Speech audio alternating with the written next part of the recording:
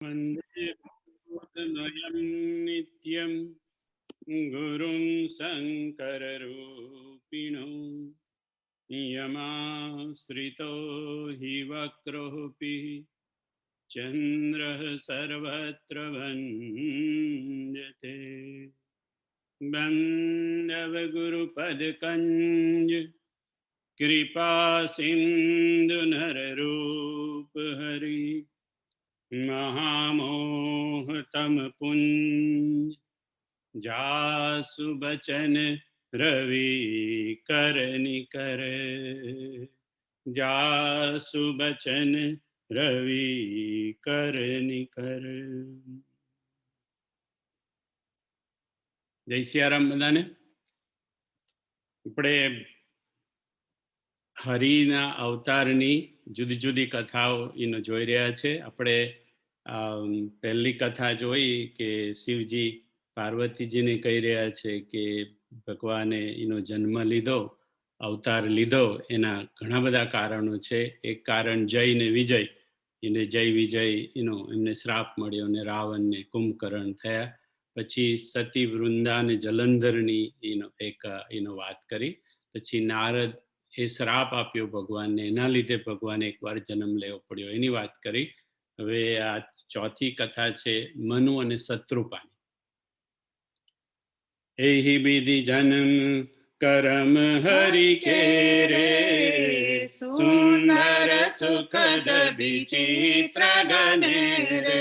કલપ કલપ પ્રતિ પ્રભુ અવતરઈ, ચારુ ચરિત નાના વિધિ કરઈ. તબ તબ કથા મુનિ સન ગાઈ, પરમ પુનિત પ્રબંધ બનાઈ. વિવિધ પ્રસંગ અનુભવ ખાને, કરહીન સુનિયા ચરજુ સયાને. હરિ અનંત હરિ કથા અનંતા, કહીશુ નહીં બહુ વિધિ સબ સંતા. શિવજી પાર્વતીજીને કહે છે કે હે દેવી, હરિ અનંત અને હરિ કથા અનંતા. હરિના એનો અવતાર પણ અનંત છે, હરિ પણ અનંત છે, હરિની કથા પણ અનંત છે, જેનો કોઈ અંત નથી. પણ કહી સુનહી બહુવિધિ સબ સંતા, બધા સંતો પોતપોતાની મતિ અનુસાર, પોતપોતાની રુચિ અનુસાર જુદી જુદી રીતે હરિની એનો કથાઓ એનો ગાય. ઘણી વાર શું થાય કે આપણે બધી ભગવાનની કથાઓ સાંભળીએ તો આપણને ઘણી વાર આમ લાગે કે ભાઈ આમાં પહેલા તો આમ આવ્યું હતું ને પછી આમ આવ્યું, એવું કરીને. એટલે બાપુ કે આ બધી વાતમાં બહુ જવું નહીં વાદ વિવાદમાં, કારણ કે હરિ અનંત હરિ કથા અનંતા. ભગવાન અનંત છે, એમની કથા પણ અનંત છે. એટલે એકાદ કલ્પમાં આવું થયું હશે, એક કલ્પમાં આવું થયું હશે, એવું બધું એનું એકમ સત વિપ્રા બહુધા બદંતી. સત્ય એક જ છે, ઈશ્વર એક જ છે, ઈશ્વર સત્ય. એટલે સત્ય ઈશ્વર છે, પણ એને સંત લોકો, બ્રાહ્મણ લોકો જુદી જુદી રીતે પોતપોતાની મતિ અનુસાર મૂકતા હોય. એટલા માટે હરિ અનંત, હરિની કથા અનંત, અને એને જુદી જુદી રીતે બધા સંતો ગાતા હોય છે. એટલે એના પ્રસંગો જુદા જુદા હોય. વિવિધ પ્રસંગ અનુપ બખાને, કરહીન સુની આચરજુ સયાને. એને પછી સાંભળીને બહુ એવી રીતે આશ્ચર્ય ન કરવું. આશ્ચર્ય અહોભાવ આપણે પ્રગટ કરીએ, પણ આશ્ચર્ય એટલે ભાઈ અહીંયા આમ હતું ને અહીંયા આમ હતું, એ રીતનું એનું ન કરવું, કારણ કે હરિની કથાનો કોઈ અંત નથી. રામચંદ્ર કે ચરિત સુહાય, કલ્પ કોટિ લગી જાહી ન ગાય. यह प्रसंग में कहा भवानी, हरि माया मोह हि मुनि ज्ञानी. प्रभु कौतुकी प्रणत हितकारी, सेवत सुलभ सकल दुख हारी. सुर नर मुनि को नाही, जैन मोह माया प्रबल. अस विचारी मन माही, ભજીય મહામાયાપતિ. એટલા માટે હું આ પ્રસંગ તમને કહી રહ્યો છું. અને દેવી તમને તો મોહ થયો, પણ એમ કે એને નારદની મોહની પણ આપણે વાત કરી, પણ કોણ એવું વ્યક્તિ છે જેને ભગવાનની માયા મોહિત નથી કરતી? આવું વિચારીને ભજીએ મહામાયાપતિ, માયાના પતિ અને મહામાયા બંનેના પતિ જે છે ઈશ્વર, એની એમ કે આપણે એમનું ભજન કરવું જોઈએ. અપર હેત સુનુ શૈલ કુમારી, કહું વિચિત્ર કથા વિસ્તારી, જેહી કારણ અજ અગુણ અરૂપા, બ્રહ્મ ભયઉ કૌશલ પર ભૂપા, જો પ્રભુ વિપિન પિરત તુમ દેખા, બંધુ સમેત ધરે મુનિ બેસા, જાસુ ચરિત અવલોકી ભવાની, સતી શરીર રહે હું બોરાની, અજહુન છાયા મીટતી તુમારી, તાસુ ચરિત સુનુ ભ્રમરુજહારી. શિવજી પાર્વતીજીને કહે છે કે જે રામને જે ઈશ્વરને તમે એમ કે ભગવાનને તમે વનની અંદર ફરતા જોયા હતા બંધુ સમેત લક્ષ્મણજી જોડે, અને એમ કે તમને મોહ થઈ ગયો, અને એમનું ચરિત્ર જોઈને તમને સતી શરીર રહું બૌરાની, તમે સતીના શરીરમાં ત્યારે હતા અને તમે બાવરા થઈ ગયા હતા એમને જોઈને, અને હજી પણ તમારી છાયા મીટતી નથી. તે વખતનું જે તમને ભ્રમ થઈ ગયો તો હજી આ જન્મમાં પણ તમારો ભ્રમ ચાલુ છે. તમે પૂછ્યું રામ એ જ છે કે રામ બીજા છે, એટલે તમારી છાયા, તમારો ભ્રમ હજી પણ એમ કે મટતો નથી. એટલે એમ કે એનું ચરિત્ર તમે આગળ સાંભળો એમ કે એટલે તમને એમ કે તમારો ભ્રમ ધીરે ધીરે એમ કે જતો રહેશે. લીલા કીની જો તેહી અવતારા, સો સબ કહી હઉ મતિ અનુસારા, ભરદ્વાજ મુનિ શંકર બાની, સકુચી સપ્રેમ ઉમા મુસ્કાની, લગે बहुरी भरने वृष केतु, सो अवतार भयउ जहि हेतु, सो में तुम सन कहु सबु, सुनु मुनि समन लाई, राम कथा कलिमल हरनी, मंगल करनी सुहाई. શિવજી પાર્વતીજીને કહે છે એ કથા યાજ્ઞવલ્કજી ભરદ્વાજજીને કહી રહ્યા છે. આપણે આગળ જોયું કે આ જે શિવજીની જે કથા છે આખું શિવ ચરિત્ર એ યાજ્ઞવલ્કજી ભરદ્વાજજીને કહી રહ્યા છે. એટલા માટે ભરદ્વાજ કે જે ભરદ્વાજ સુની શંકર બાની, સકુચી સપ્રેમ ઉમા મુસ્કાની. પાર્વતીને થોડો સંકોચ થયો આગલા જન્મની બધી વાત શિવજીએ કરી એટલે, અને યાજ્ઞવલ્કજી આગળ કે છે સો મેં તુમ સન કહેઉં સબુ, સુનુ મુનીસ મન લાઈ. હે ભરદ્વાજજી, તમે મન લગાડીને સાંભળો, રામ કથા કલિમલ હરની, મંગલ કરણી સુહાય. આટલું કહી અને હવે મનુ અને શત્રુપાની જે વાત છે જેના લીધે ભગવાને અવતાર લીધો એ કથા આગળ ચાલે છે. યાજ્ઞવલ્કજી ભરદ્વાજજીને કહી રહ્યા છે કે આવી વાત શિવજીએ પાર્વતીજીને કરી.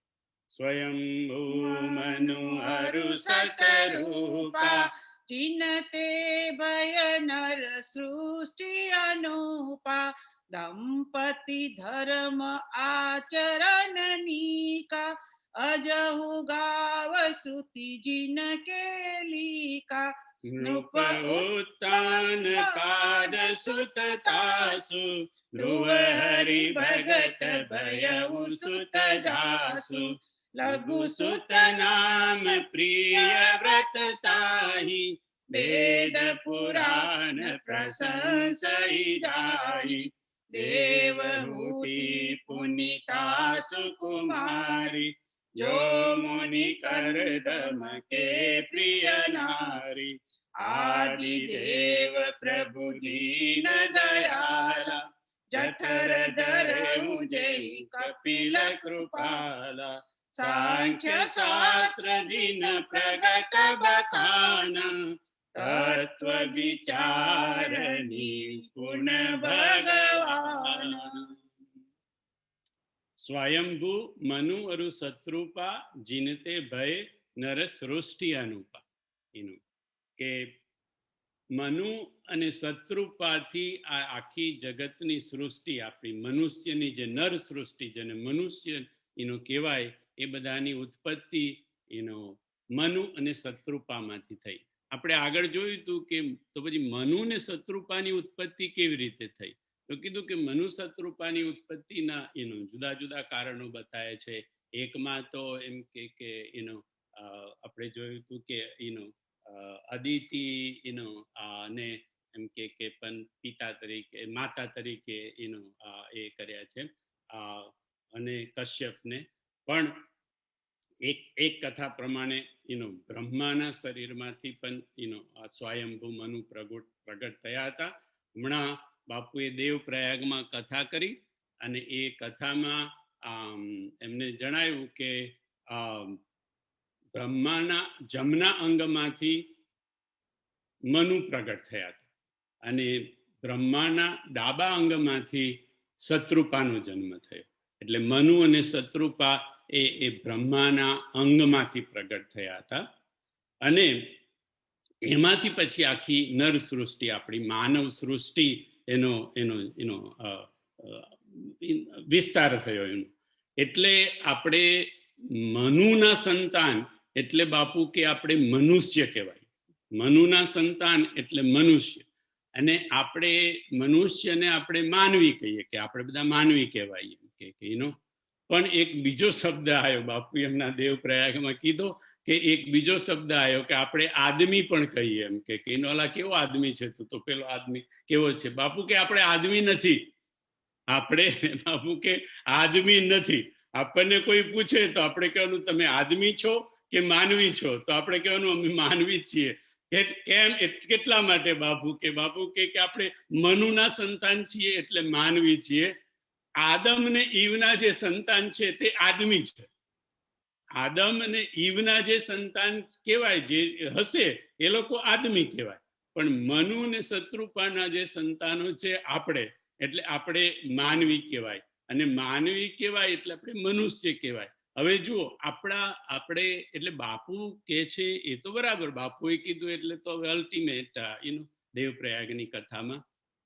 પણ આપણા જે બીજા સાધુ સંતો છે, આપણા ઇવન કવિઓ ને લેખકો ને વિદ્વાનો ને પંડિતો છે એ લોકોએ પણ આ વસ્તુ છોટુભાઈ જાળવી રાખી છે. કેવી રીતે કે આપણે માનવી કહેવાઈએ, આપણે મનુષ્ય કહેવાઈએ એટલે એક બીજો શબ્દ આવે એનો. કવિઓએ પંડિતોએ સંતોએ શબ્દ મૂક્યો મનુસાય, માનસાય. આપણે કે તારામાં માનસાય છે કે નહીં એનો અને હિન્દીમાં એને મનુસાય કહે એટલે આપણે માનસાય કહીએ. માનવી છીએ એટલે મનુસાય આવી કે માનસાય આવી. પણ આદમી પરથી આદમાઈ કે એવો કોઈ શબ્દ નથી. આપણા કોઈ પણ સંતોએ કોઈ પણ કવિઓએ કે વિદ્વાનોએ આદમાઈ શબ્દ એનો વાપર્યો નથી. જ્યારે વાપર્યો કે માનસાઈ રાખવી જોઈએ, માનસાઈ આપણામાં છે કે નહીં એનો. એટલા માટે આપણે મનુના સંતાન છીએ, માનવી છીએ, આપણે આદમી નથી. દંપતિ પરમ આચરણની કા અજહુ ગાવ શ્રુતિ જીન કેલી કા.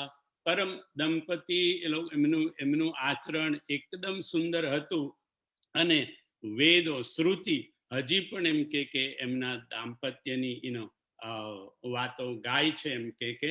અને એ કેવું પરિવાર કેવો હતો મનુ ને શત્રુપાનો.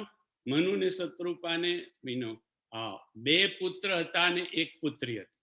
પુત્રનું નામ હતું ઉત્તાનપાદ અને દેવવ્રત. અહીંયા લખ્યું છે નુમ્ર ઉત્તાનપાદ સુતતાસુ ધ્રુવ હરિ ભગત ભયવ સુત જાસુ.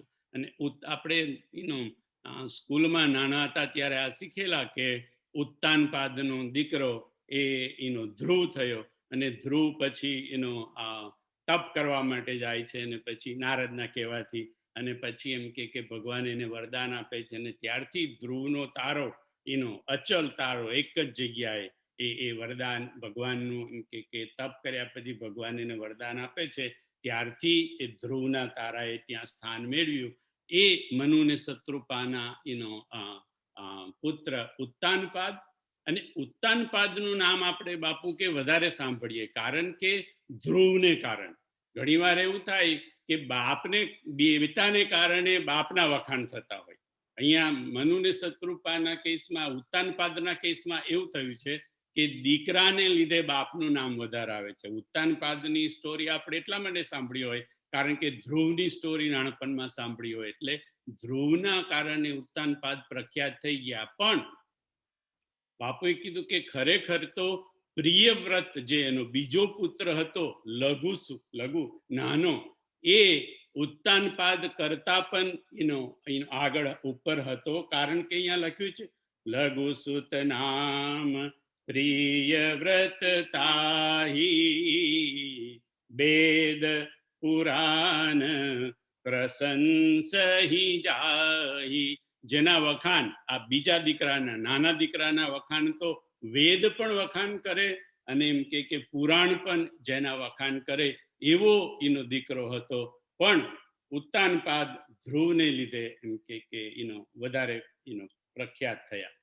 એમની એક દીકરી હતી બાપુ કે દેવહૂતિ, અને એ દેવહૂતિ દીકરીનું લગ્ન થયું હતું કરદમ મુનિ સાથે. અને એ કરદમ ને દેવહૂતિ થી ઉત્પન્ન થયેલા એનો આદિદેવ કપિલ ભગવાન. કપિલ ભગવાનનો જન્મ આ દેવહૂતિ અને કરદમ મુનિ દ્વારા થયો હતો. અને એ કપિલ ભગવાને પછી સાંખ્ય શાસ્ત્રની રચના કરી. એ સાંખ્ય શાસ્ત્રમાં આખું તત્વજ્ઞાનથી ભરેલું સાંખ્ય શાસ્ત્ર છે. આપણા જેવાનું તો કંઈક એનામાં કદાચ મેળ પણ પડે નહીં, પણ એટલું બધું એમ કે તત્વજ્ઞાનથી ભરેલું એ સાંખ્ય શાસ્ત્ર છે, જે કપિલ ભગવાને એની રચના કરી હતી. અને બાપુ એવું કીધું કે આ પછી કુટુંબમાં, એટલે મનુ અને શત્રુપાના એ કુળમાં છોડુભાઈ 6 ભગવાન આવ્યા. 6 ભગવાન. આપણે તો ખાલી કપિલ ભગવાન એકલાને જ જાણીએ છીએ. અને બાપુએ બીજા બધાના નામ ઉપરથી બોલી ગયા, પણ મને તો કંઈ બરાબર સંભળાયું નહીં. પણ કપિલ ભગવાન તો સંભળાયું હતું, કારણ કે આપણે એનો જાણીએ છીએ એટલે.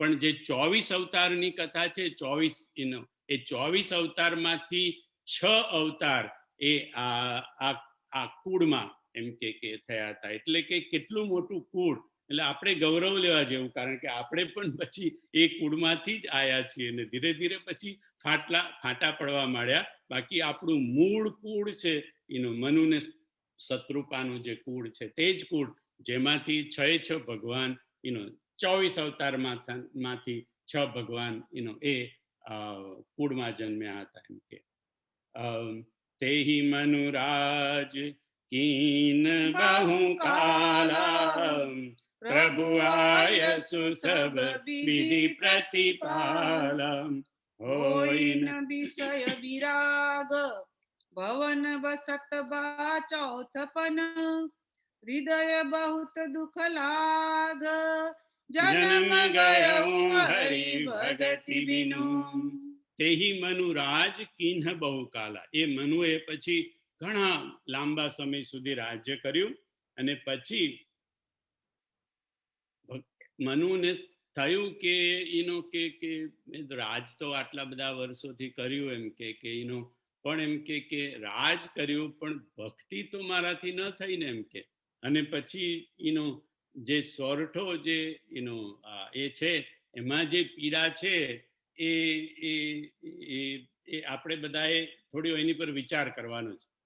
હોહીન વિષય વિરાગ ભવન બસત ભા ચૌથપન હૃદય બહુત દુઃખ લાગ જન્મ ગયવું હરિ ભગતિ બિનુ. મનુએ બહુ લાંબા સમય સુધી રાજ કર્યું અને પછી થયું કે હોહીન વિષય વિરાગ ભવન બસત ભા ચોથપન. એમ કે ભવનમાં એટલે ઘરમાં, મહેલમાં ઘરમાં રહી અને એમ કે ચોથો પણ આવી ગયો. ચોથો પણ એટલે ચોથી અવસ્થા. આપણે ચાર અવસ્થા કહીએ, બાલ્ય અવસ્થા, પછી યુવા અવસ્થા કહેવાય, પ્રૌઢાવસ્થા કહેવાય, પછી વૃદ્ધાવસ્થા, અને આશ્રમમાં પણ કહીએ તો એની પર પણ બ્રહ્મચર્ય આશ્રમ કહો, ગૃહસ્થ આશ્રમ કહો, વાનપ્રસ્થ આશ્રમ કહો, અને પછી સંન્યાસ આશ્રમ. એટલે ચોથા એમાં પહોંચી ગયા. હવે ચોથા પનમાં કોણ પહોંચ્યા કહેવાય કે આ બધા 100 ની ગણતરી કરો. આપણે એક વખત વાત થઈ હતી, 100 વર્ષની આપણી ઉંમરની ગણતરી કરો તો 75 ઉપર આપણે જે બધા જે કોઈ પહોંચી ગયા એ ચોથે પન શરૂ થઈ ગયું કહેવાય. અને 84 વર્ષની ગણતરી પ્રમાણે કહીએ 21 21 તો 63 પછી 63 થાય ને, એટલે 63 પછી ચોથો પન શરૂ થાય છોટુભાઈ. એટલે 63 પછી તો ઘણા બધા આવી ગયા ને. એટલે આપણા બધાની આ દશા છે. ભવન બસત ભા ચોથ પન. ભવનમાં રહેતા રહેતા આપણું ચોથું પણ આવી ગયું, પણ હોય ન વિષય વિરાગ. પણ વિષયોમાંથી હજી વૈરાગ્ય આવ્યો નહીં આપણને. અને મનુ જે આપણા પરદાદા કે જે કો, કારણ કે આપણે ત્યાંથી આયા, એ આપણને કહે છે કે હોહી ન વિષય વિરાગ, ભવન બસત ભા ચોથ પન, હૃદય બહુત દુઃખ લાગ, જન્મ ગયું હરિભક્તિ બીનું. અને એમ કે મનુ કે છે કે મનુને હૃદયમાં દુઃખ થયું કે હરિના ભજન વગર બસ આખું જન્મ જતો રહ્યો. આવી જ રીતે જન્મ જતો રહેશે. બાપુ કે આપણને આવું દુઃખ જરા થાય ને તો પણ આપણા દ્વાર ખુલી જાય. આપણને આ જો દુઃખ શરૂ થાય તો જ, હવે મારે કોઈ પાસે હાથ નથી ઊંચા રાખવા, કારણ કે મારે જ પહેલા ઊંચો કરવો પડે કે ભાઈ આપણને આ દુઃખ થાય છે ક્યારેય કે ભાઈ આપણે ભવનમાં બેઠા બેઠા આટલું ચોથો પણ આવી ગયો, કારણ કે 63 ઉપર તો થઈ જ ગયા ને. આપણે 84 ની જ ગણતરી ગણવાની ભાઈ, 100 વાળી વાત જવા દો. આપણે બધા કઈ એ નથી કે 100 સુધી આપણે પહોંચી શકીએ. એટલે એમ કે 63 થી આપણે શરૂ કરી દેવાનું, 64 થી, કે આપણે ચોથા પનમાં પહોંચી ગયા. પણ આપણને એવું દુઃખ થાય છે કે આખું જિંદગી જતી રહી પણ ઘરમાં મર્સિડીઝ આવી નહીં, કે BMW આવી નહીં, કે બોટલ એક જ હતી, એકમાંથી 4 થઈ નહીં, એકમાં ને એકમાં જ આખી જિંદગી પૂરી કરી. પણ એવા બધા દુઃખ આપણને લાગે. પણ કોઈ દિવસે કે જન્મ ગયે એવું હરિભક્તિ બી, કારણ કે આપણું કમલેશ ગાય ને, આજે ભજીશું કાલે ભજીશું, એની કઈ ઉતાવળ છે એમ કે એ ભજવા માટે તો બહુ ટાઈમ છે. પણ એમ કે ભેગા કરી લો ને દામ, પૈસા જેટલા થાય એટલા ભેગા કરી લો, મકાન જેટલા બનાવવા હોય એટલા બનાવી દો, ગાડીઓ જેટલી વસાવી હોય એટલી વસાવી દો. આપણને બાપુ કે ક્યારેય આ દુઃખ થતું નથી. જો આ દુઃખ આપણને શરૂ થાય તો આપણા અંદરના દ્વાર ખુલી જાય. એમ કે હોહિન વિષય વિરાગ, ભવન બસત ભા ચોથ પન, હૃદય બહુત દુઃખ લાગ, જન્મ ગયું હરિ ભગતિ બિનું, બરબસ રાજ સુતહિ તબ દીના, નારી સમેત ગવન બન કીના, તીરથ બર નવમી સબી ખ્યાતા, અતિ પુનીત સાધક સિદ્ધિદાતા, બસહિતા મુનિ સિદ્ધ સમાજા, કહી હરસી ચલે મનુ રાજા, પંથ જાત સોઈ મતિ ધીરા, જ્ઞાન ભગતિ જનુ ધરે શરીરા, પહોંચે જાય જેન મતિ તીરા, હરસી નહાને નિર્મલ નીરા, આયે મિલન સિદ્ધ મુનિ જ્ઞાની, ધર્મ ધુરંધર નૃપરિ જાની. પછી મનુએ બરબસ રાજ સુતહિ તબ દીના. બરબસ એટલે બેરે છોકરાઓને પણ દેવું નતું, કારણ કે છોકરાઓ પણ એમના તો ઉત્તાનપાદ પ્રિયવ્રત ને આવા હતા. એટલે એમ કે એમને પણ લેવું નતું, પણ બેરે આપી દીધું. બાપુ કે એક ઉંમર થાય ને એટલે તમે તમારું જે બધું હોય ને એ બેરે પણ છોકરાઓને આપી દો. લો હવે તમે સંભાળો, તમારે હવે પાર્ટીઓમાં તમારે જવાનું, રિસેપ્શનમાં તમારે જવાનું, અમે ઘરે બેસીને હોય ને વિષય બિરાગ ભવન બસત ચોથ પણ અમારે હવે એમ કે બેટા આ કરવાનું. એટલે બેરે બેરે એમ કે છોકરાઓને એમ કે રાજ એટલે એમ કે જે કંઈ આપણું જે કંઈ હોય આપણી સંપત્તિ જે કંઈ એ બધું આપણો જે ધંધો હોય એ બધું છોકરાઓને સોંપીને પછી એમ કે નારી સમેત ગવન બનકી. હવે મનુ અને શત્રુપા તો વનમાં ગયા હતા, પણ બાપુ કે આપણે વનમાં જવાની જરૂર નથી. આપણે તો ભવન એ આપણા માટે વન જ છે. જો ભવન, રાઈટ, ભવન જ આપણા માટે વન થઈ જાય. જો આપણો ભવનમાં રહેલો ભભકો નીકળી જાય તો ભવન આપણા માટે વન થઈ જાય. એટલે કે આપણા ખાવા પીવાનો ભપકો જતો રહે, આપણા પહેરવા ઓઢવાનો ભપકો જતો રહે, આપણા જેટલા ભપકા છે, આપણા ગાડીઓનો ભપકો જતો રહે, આપણા જેટલા ભપકા છે આપણે કર્યા અત્યાર સુધીમાં એ જો બધા જતા રહે તો પછી આપણે ભવનમાં રહીએ તો એવું સમજવું કે ભ જતો રહ્યો એટલે આપણે વનમાં જ છીએ. બાકી આપણે કઈ વનમાં જવાની જરૂર નથી. આપણે બાપુ કે કોઈ કહેશે તો કોઈ જવાનું નથી. અને આજકાલ તો હવે વન રહ્યા નથી, કારણ કે પહેલા તો વનમાં રહેતા જતા હતા તો કંદ ફૂડ ને બધું તો કંદ મૂળ ને ફળ ને બધું તો મળતું હતું. હવે અહીંયા ક્યાં આગળ કંદ મૂળ ને ફળ, અહીંયા વન ખરા પણ કંદ મૂળ ને ફળ નહીં મળે તમને અહીંયા. એટલે વનમાં જઈને કરવા નહીં શું.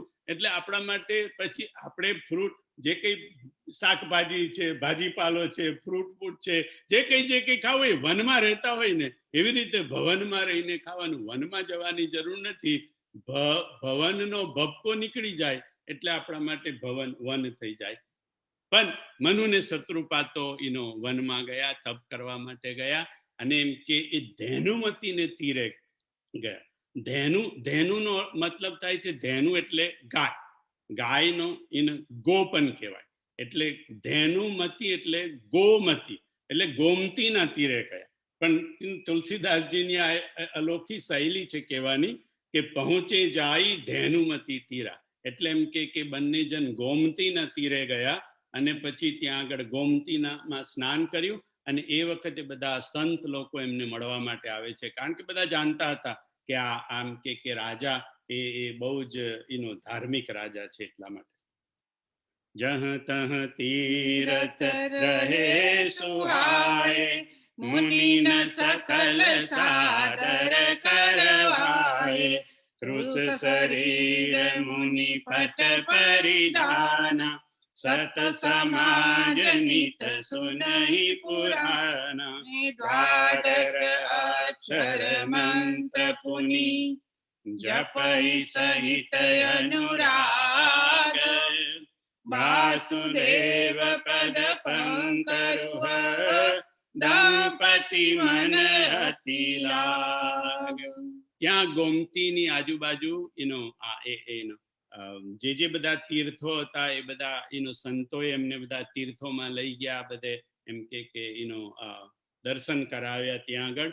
અને પછી આ મનુ ને શત્રુપા દ્વાદશ અક્ષરનો મંત્ર, દ્વાદશ, દ્વા એટલે 2 અને 10 એટલે 10, એટલે 10 ને 2 12 અક્ષરનો મંત્ર એ મનુ ને શત્રુપા જપવા માંડ્યા. કયો? ઓમ નમઃ ભગવતે વાસુદેવાય. ઓમ એટલે પેલો ઓમ કરવાનો. આપણે જે પેલો મંદિરમાં ઓમ હોય છે ને, એટલે એક જ શબ્દ, એક જ અક્ષર થયો. ઓમ નમો, નમો ના 2, નમો એટલે 2 અક્ષર. એ ઓમ નો 1, નમો નો 2 એટલે 3. ઓમ નમો ભગવતે એટલે 4, 4 ને 3 7. અને વાસુદેવાય, વાસુદેવાય એટલે 5. એટલે ટોટલ 12 અક્ષરનો આ મંત્ર એનું એ લોકો જપ કરવા માંડ્યા મનુ ને શત્રુપા. દ્વાદશ અક્ષર મંત્ર પુનિ જપહિ સહિત અનુરાગ, વાસુદેવ પદ પંકરુહ દંપતિ મન અતિ લાગ.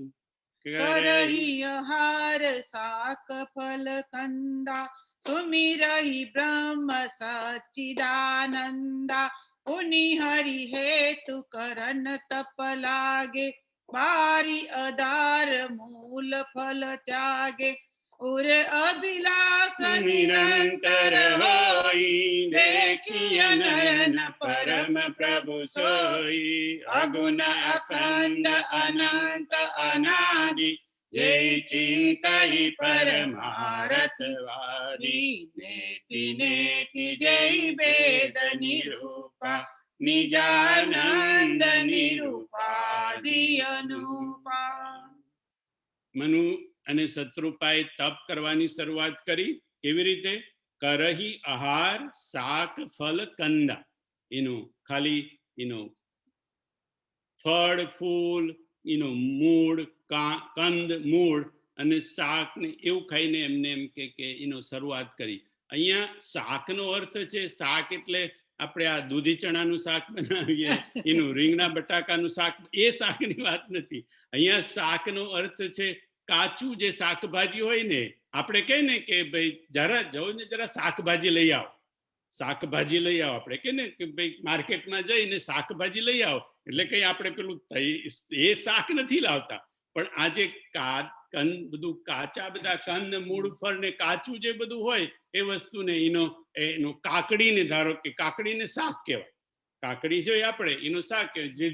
જેટલું શાકભાજીના માર્કેટમાં મળતું હોય ને એ બધું એને શાક કહેવાય. એટલે એમ કે વનમાં તો એવું જ હોય ને, જંગલમાં. એટલે જંગલમાં પછી એમ કે એ રીતે શાક ફળ તો ત્યાં મળતા જ હોય જંગલમાં, અને કંદમૂળ એ કંદમૂળ એ ખાઈ અને એમ કે એમને તપની શરૂઆત કરી. પણ પછી પુનિ હરિ હેતુ કરણ તપ લાગે, બારી આધાર મૂલ ફલ ત્યાગે. પછી આ ફળ ફૂલ મૂળ શાક આ બધું એમને છોડી દીધું, શાકભાજી બધું છોડી દીધું. અને શું કર્યું? બારી આધાર, બારી એટલે પાણી, કેવળ પાણી પી અને એમને તપની શરૂઆત ચાલુ રાખી.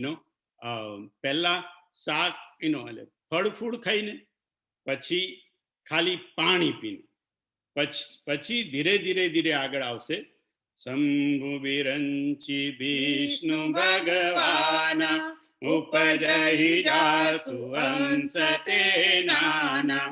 એસે પ્રભુ સેવક બસઈ, ભગત હેતુ લીલા તનુ ગઈ. જોય વચન સત્ય શ્રુતિ ભાષા, તો હમારે પૂજઈ અભિલાષા. એ વિધિ બીતે બરસ સઠ, સહસ્ર બારી આહાર. સંવત સપ્ત સહસ્ર પુની, રહે સમીર આધાર. બરસ સસ દસ ત્યાગે સોમ, ઢાઢે રહે એક પદ દો. પહેલા કંદ મૂળ ફળ ખાઈને એનું તપ કર્યું, પછી કેવળ પાણી પીને એનું તપ કર્યું. હવે કંદ મૂળ ફળ ખાઈને કેટલા વર્ષ તપ કર્યું અને કેવળ પાણી પીને કેટલા વર્ષ તપ કર્યું, એનો હિસાબ અહીંયા તુલસીદાસજીએ લખ્યો નથી, પણ આ હિસાબ લખ્યો છે.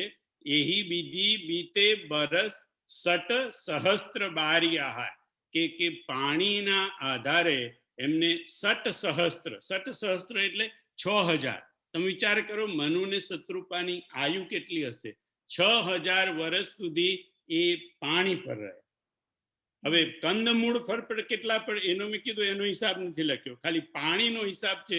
6000 વર્ષ સુધી કેવળ પાણીના આધારે રહ્યા. પછી સંવત સપ્ત સહસ્ત્ર એટલે 7000 વર્ષ સુધી રહે સમીર આધાર.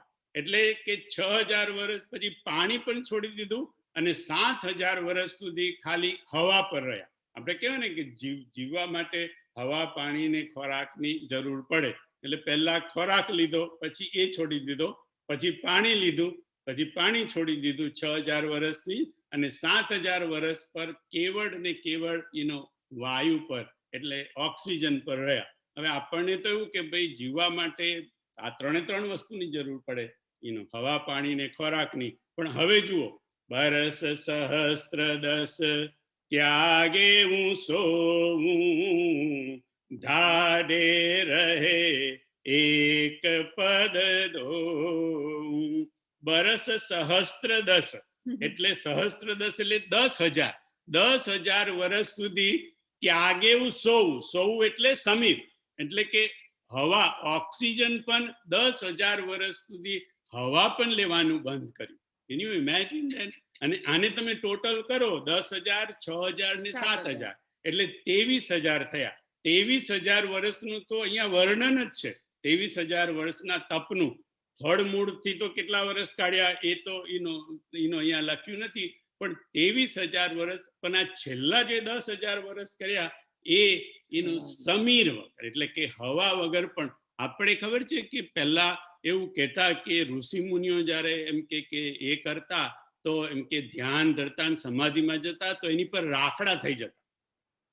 હવે રાફડા થઈ જાય, હવે રાફડા છે એટલે કે પેલી ધૂળ ને તો કેટલા બધા ઢગલો થઈ જાય એમ કે એનો. અને ઋષિ મુનિઓ તો એની નીચે હોય, અને પછી એમની જ્યારે એમ કે ધ્યાન સમાધિ પૂરી થાય ને ત્યારે રાફડો ફાડીને બહાર આવતા.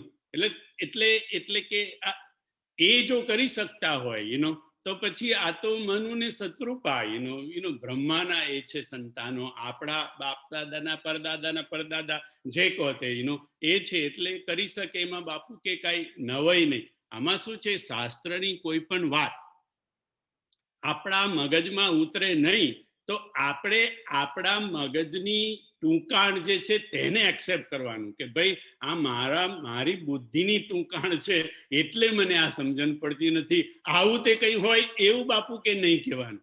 કારણ કે શાસ્ત્રનો અપરાધ થઈ જશે. તમે એવું કહેશો ને કે ભાઈ આવું તો કંઈ હોય, બાપુ કે હું તો આપણને કેટલું દેખાતું નથી. મારા જેવો તો ફ્રીજ લઈને ખોલીને ઊભી રહે, અંદર શાક મૂકેલું હોય મીના, એ તો મને શાક દેખાય નહીં, મારે ફોન કરવો પડે ભાઈ પેલું તું શાક કહેતી હતી તે ક્યાં છે એમ. પેલું હામે તો પડ્યું છે એમ કે પણ નથી દેખાતું.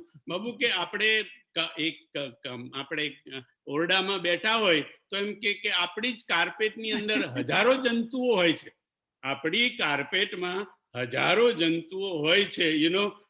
આપણે આ કોવિડ દેખાય છે આપણને કેટલો હોય કે એક વખતે પેલો કોવિડ વાળો શ્વાસ બહાર કાઢે તો કે 50,000 થી 60,000 જંતુઓ બહાર પડે કોવિડના. એમ કે કોઈ ખાંસી ખાય તો જેને કોવિડ ભરપૂર થયેલો હોય ને, તો આપણને 50,000 માંથી તો એક તો દેખાવો જોઈએ. બાપ એ કઈ દેખાતો નથી, એટલે પછી આપણે એવું કહેવાનું કે કોવિડ નું કોઈ અસ્તિત્વ જ નથી એમ.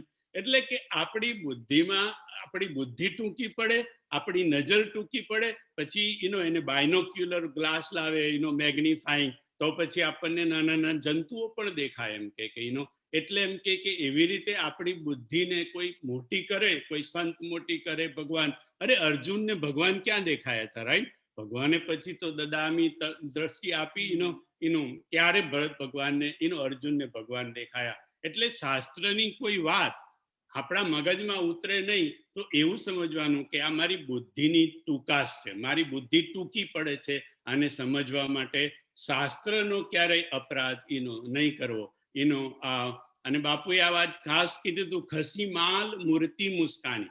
જ્યારે એમ કે સીતા માતા એ પાર્વતીની પૂજા કરે છે ત્યારે એમના બાગમાં, અને પછી સ્નાન કરીને જાય છે ત્યારે એ ખસી માલ મૂર્તિ મુસ્કાની એટલે માળા એની નીચે પડે છે, પ્રસાદ તરીકે સીતા માતા લઈ લે છે, અને મૂર્તિ મુસ્કારી, પછી ભવાનીની મૂર્તિ મુસ્કાઈ, અને પછી એમને વાત પણ આશીર્વાદ પણ આપ્યા.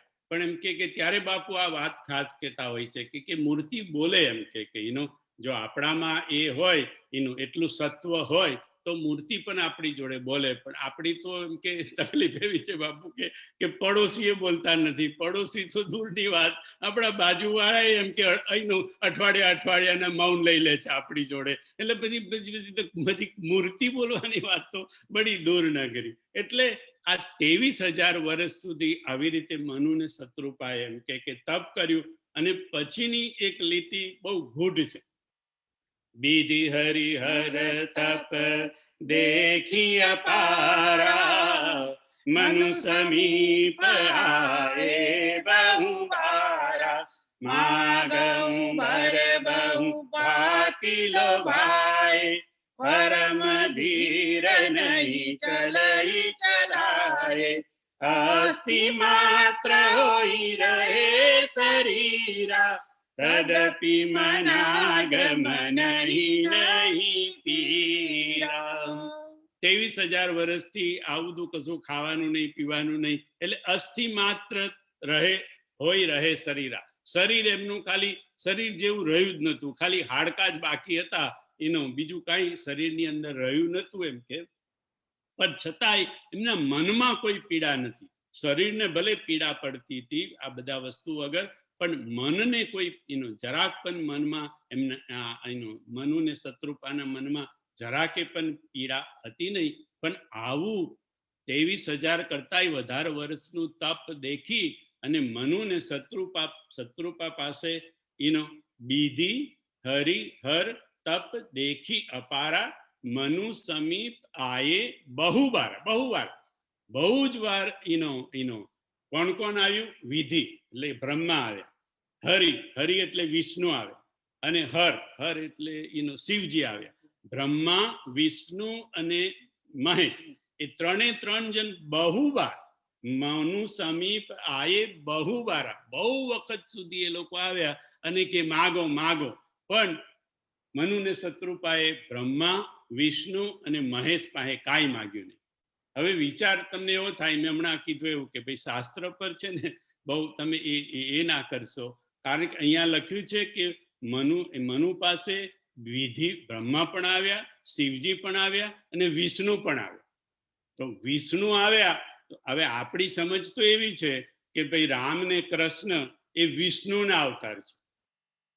હવે મનુ ને શત્રુપા તપ કરે છે રામને માટે કે અમારે રામ જોઈએ છે, અને મનુ ને શત્રુપા સામે વારે ઘડીએ બહુવાર બ્રહ્મા, વિષ્ણુ અને મહેશ આવ્યા. તો વિષ્ણુ આવ્યા તો એમને તરત જ કેવું હતું, ઓ તમારે માટે જ અમે તપ કરતા હતા, ભગવાન તમે આવી ગયા એમ કે ચાલો હું તમારી પાસે જે માગવું છે તે માગી લઉં. પણ આ 3 જણે કે છે કે માગહું બર બહુ ભાતી લો ભાઈ, બહુ વખતે એમને વરદાન માગો એવું કરીને બ્રહ્મા, વિષ્ણુ ને મહેશે ત્રણે કીધું, પણ પરમ ધીર નહીં ચલહી ચલાય. પણ આ લોકો એકમાંથી 2 થયા નહીં. એકે નહીં, અમારે તો એમ કે રામના દર્શન કરવા છે. એટલે બાપુ એવું કે છે કે રામ ને તમે કોઈ જગ્યાએ જાઓ ને કોઈ સંત, સાધુ સંત એમને વિષ્ણુના અવતાર કહેતા હોય તો પણ આપણે કબૂલ કરી લેવાનું. મેં કીધું ને, એકમ સત વિપ્રા બહુધા બદંતી, હરિ અનંત હરિ કથા અનંતા. એટલે એ પણ કબૂલ કરી લેવાનું. પણ તમારે એ પણ કબૂલ કરવું જોઈએ બાપુ કે રામ એ વિષ્ણુ નથી, વિષ્ણુ કરતા પણ મોટા છે. હવે તમારા મગજમાં જો એ ઉતરતું ન હોય તો પછી શાસ્ત્રને પગે લાગીને નીકળી જવાનું. પણ મેં હમણાં આગળ કીધું એવું કે હરિ અનંત હરિ કથા અનંતા, એકમ સત વિપ્રા બહુધા બદંતી, એ ન્યાય. કારણ કે આ ભૂલ આપણે તો કદાચ કરીએ કે ના કરીએ, આપણે પોતપોતાના દિલમાં જાણીએ, પણ કાગભૂસુંડી જેવાએ કરી છે. એ આપણો બાપ દાદાનો પરદાદો કહેવાય, એને ભૂલ કરી છે કારણ કે એને વિષ્ણુમાં અને શિવજીમાં ભેદ જોયે છે.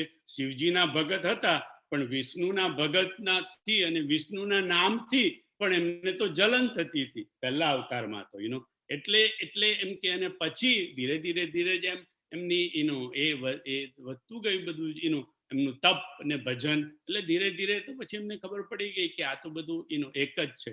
એટલા માટે બીધી હરિહર તપ દેખી અપારા, મનુ સમીપ આયે બહુ ભારા, માગહું બર બહુ ભાતી લો ભાઈ, પરમ ધીર નહીં ચલહી ચલાય, અસ્થિ માત્ર હોઈ રહે શરીરા, તદપિ મનાગમ નહીં પીરા.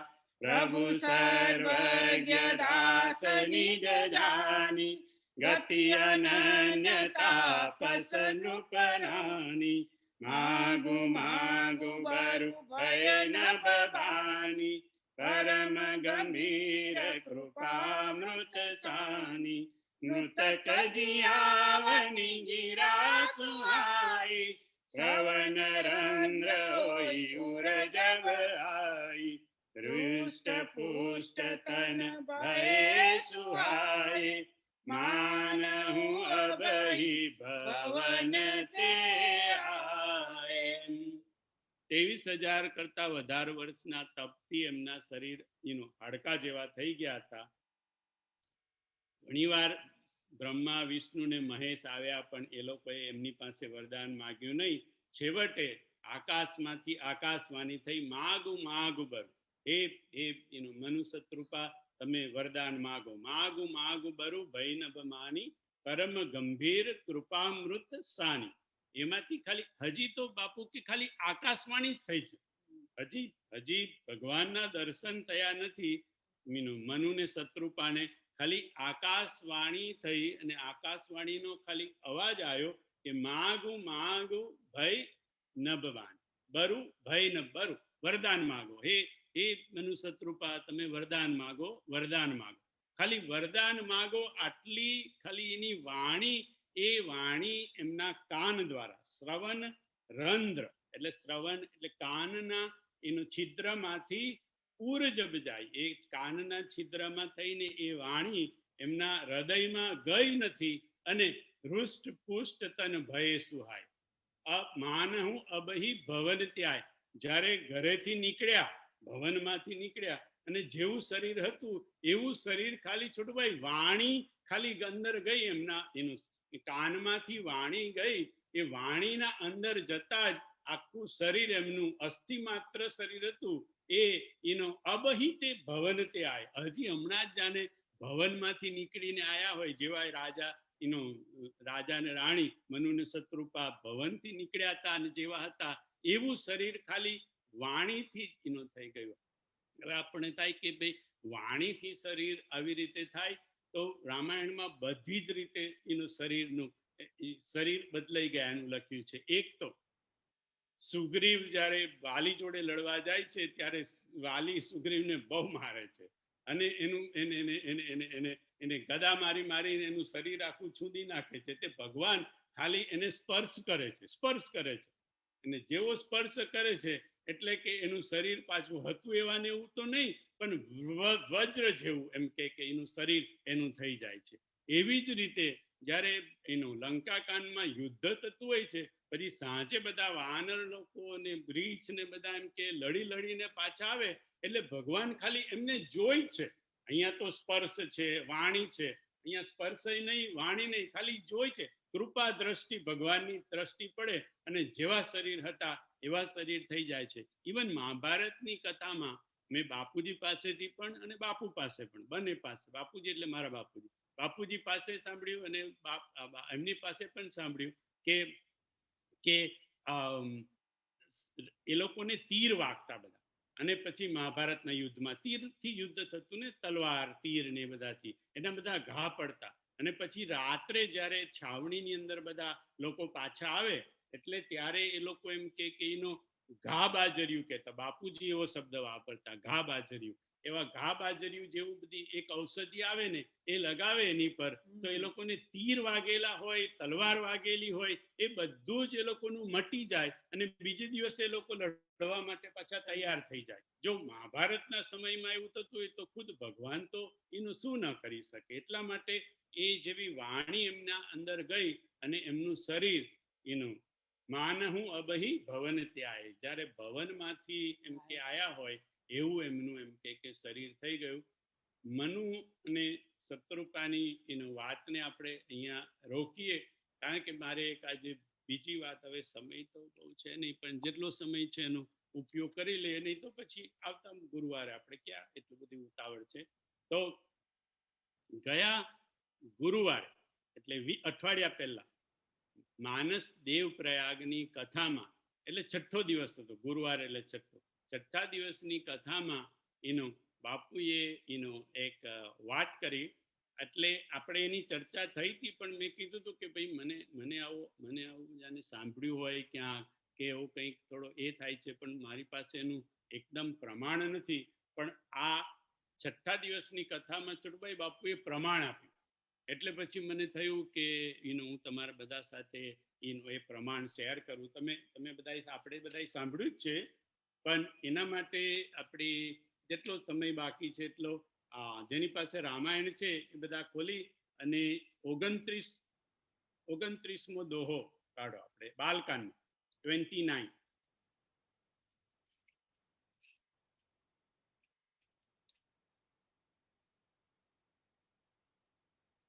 પહેલા આપણે 29 થી 30, 29 થી 30 સુધીનો એક દોહો ગઈ લઈએ, પછી હું એની થોડી ચર્ચા કરું.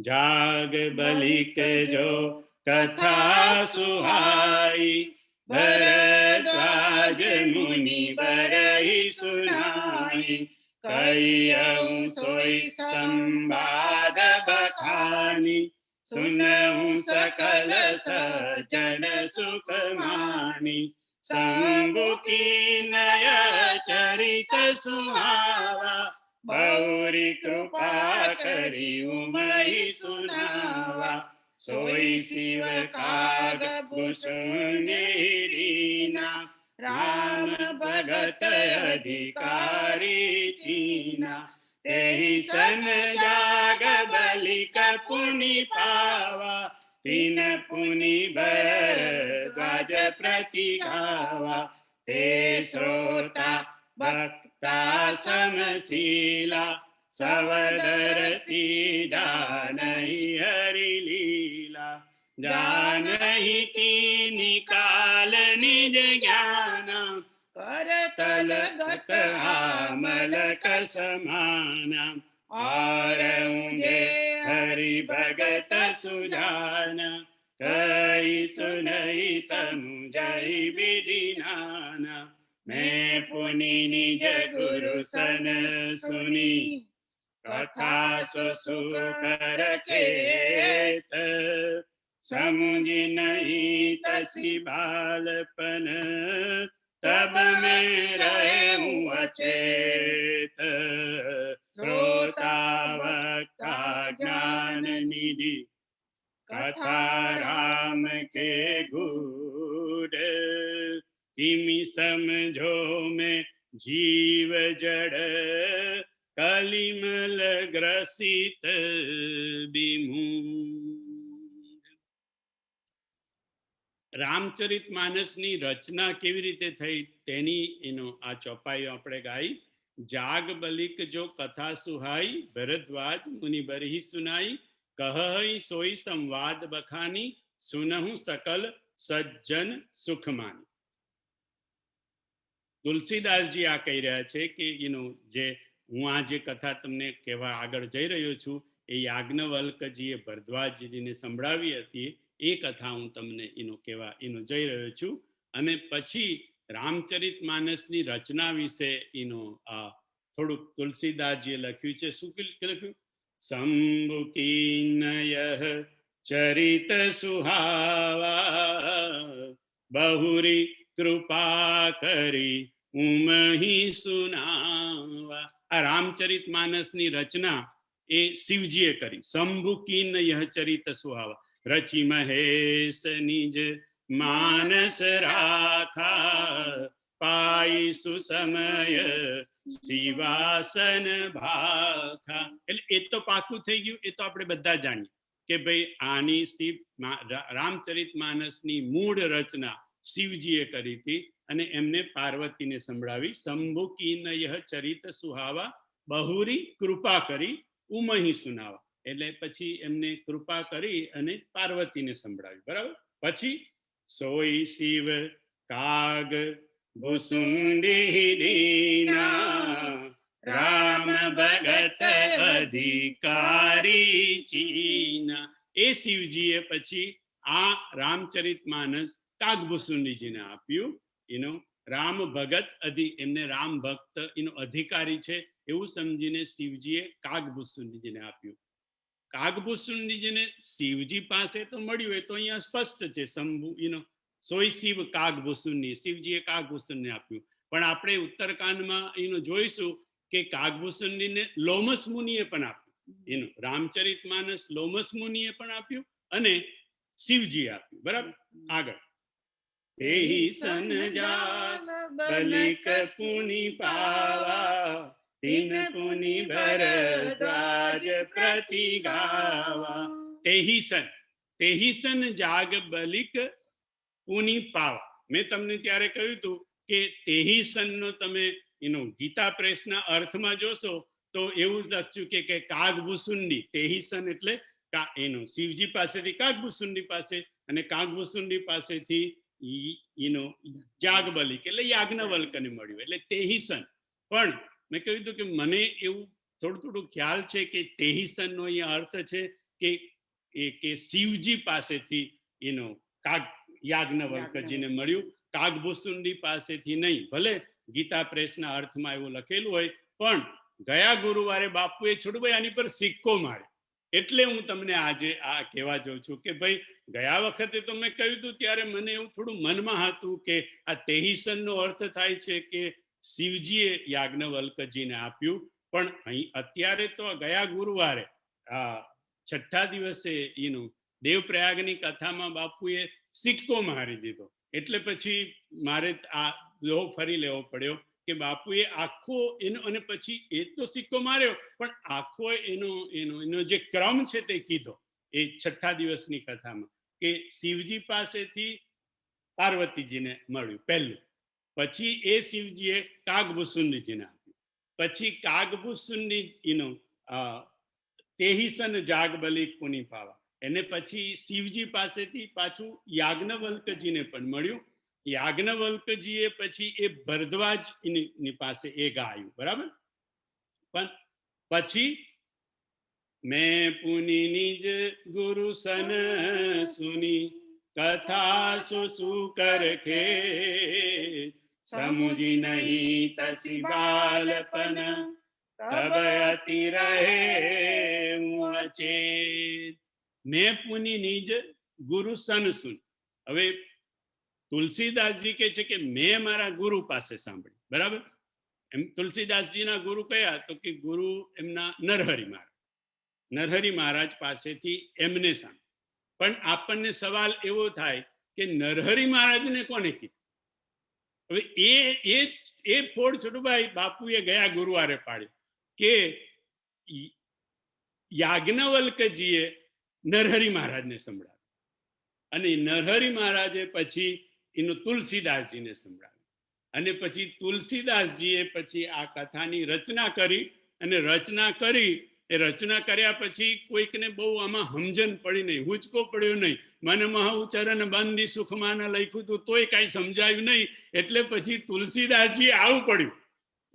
હવે એ બાપુએ નથી કીધું, એ તમે સમજી જાઓ કે પછી તુલસીદાસજીને આવું પડ્યું કે આ મેં આટલું બધું લખ્યું પણ આ કોઈને કઈ સમજણ પડતી નથી, એમ કે એટલે હવે મારે મેં શું લખ્યું છે તે સમજાવવા માટે પછી એમ કે તુલસીદાસજી પછી આયા, અને પછી આપણને અર્થ સમજાયા કે આનો અર્થ આવો થાય, આનો અર્થ આવો થાય, બેટા આનો અર્થ આવો થાય. એટલે એવી રીતે ધીરે ધીરે એટલે આખો ક્રમ એવો થયો કે શિવજીએ આની રચના કરી, પાર્વતીજીને પહેલા કીધું, એ જ શિવજીએ પછી યાજ્ઞવલ્કજીને કીધું, એ યાજ્ઞવલ્કજીએ એ કથા ભરદ્વાજજીને સંભળાવી, એ જ યાજ્ઞવલ્કજીએ એ કથા નરહરી મહારાજને સંભળાવી, એટલે તુલસીદાસજીના ગુરુને.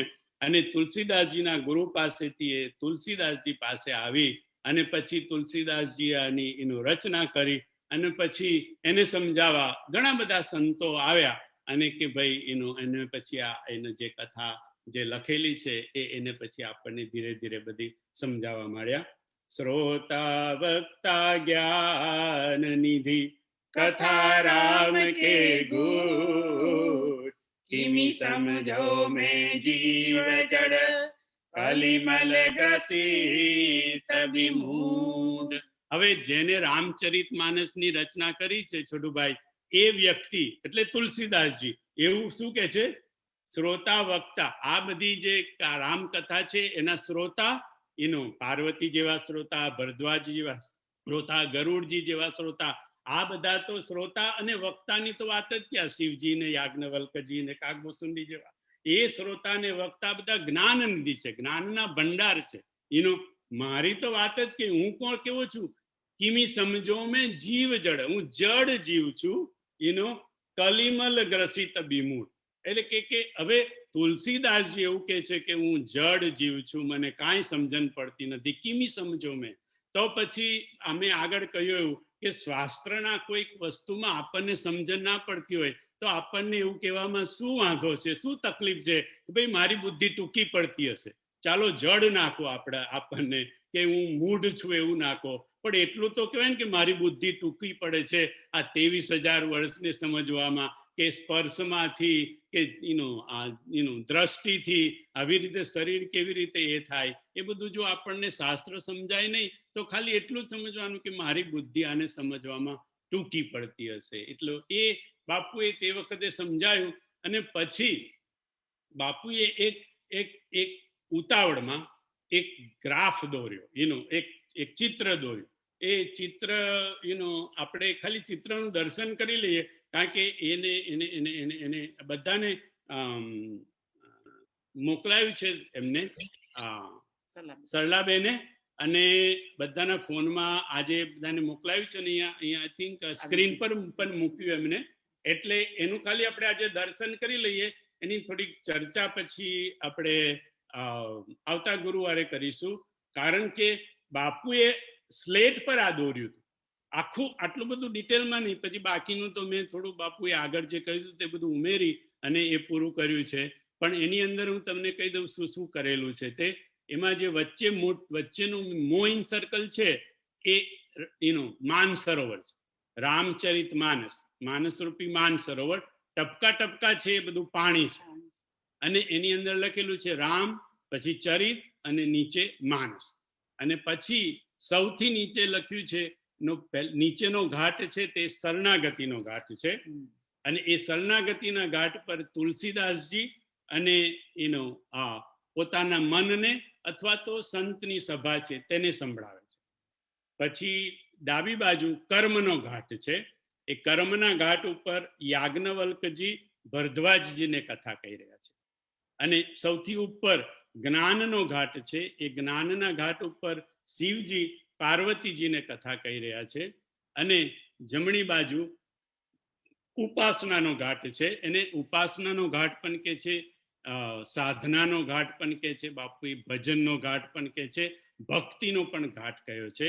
એટલે એ ઉપાસનાનો ઘાટ છે, ત્યાં કાગભૂષણજીજી ગરુડજીને એનો કથા કહી રહ્યા છે. એટલે આ જે બાપુએ જે દોર્યું હતું અને જે સમજાવ્યું હતું તેની થોડીક વાતો આપણે આવતા ગુરુવારે કરીશું. દરેકના ફોનમાં આ મોકલી આપ્યું છે આ ચિત્ર, તો એને તમે જરા જોઈ લેજો, અને પછી આપણે આવતા ગુરુવારે એનું થોડુંક ચર્ચા જે બાપુએ સમજાવી એની ચર્ચા થોડીક આગળ કરીશું. બધાને મારા જય સિયા.